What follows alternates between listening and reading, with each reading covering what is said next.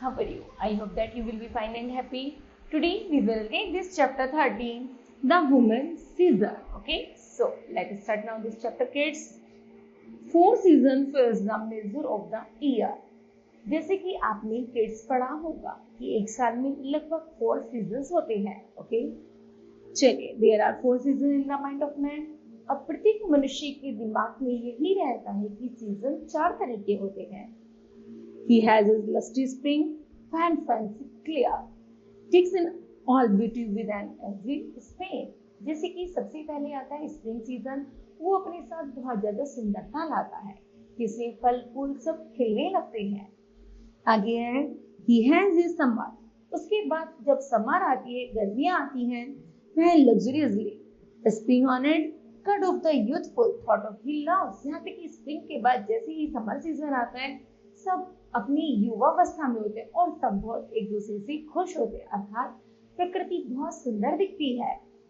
To ruminate and the by such dreaming high is next unto heaven quite cause. ऐसा लगता है जैसे कि हम अपने सपने में हो या फिर हम स्वर्ग से मिल गए हो. ओके, चलिए आगे है His soul has in its autumn. हमारी आत्मा अर्थात जब प्रकृति ऑटम सीजन पतझड़ की ऋतु में जाती है, when his wings he for the clothes content so low, तो उसका समय प्रकृति का ऐसा होता है कि अब वो रेस्टिंग टाइम अर्थात सोने के लिए जाने वाला है. अब उसके पंख लग गए, अब वो उड़ना चाहती है.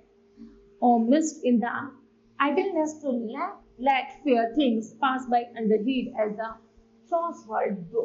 और यहाँ तक कि वह प्रकृति सब जगह जब वो घूमती है, अर्थात वो अपने आप को ऐसा चाहती है कि अगर फ्री होना चाहती है, रेस्टिंग टाइम करना चाहती है, तब प्रकृति ऑटम सीजन में चली जाती है. He has his winter, two of the peeling feathers. जैसे ही सर्दी आती है, सारी पत्तियां पीली पड़ने लगती हैं. और as he would forego his mortal nature, और एक आत्मा की तरफ प्रकृति भगवान से ऐसा लगता है अब वो ध्यानमग्न हो रही है, अर्थात प्रकृति भगवान से मिलने जा रही है. Okay, now kids, this times will be completed. I hope that you understood that. Thank you. Have a nice day.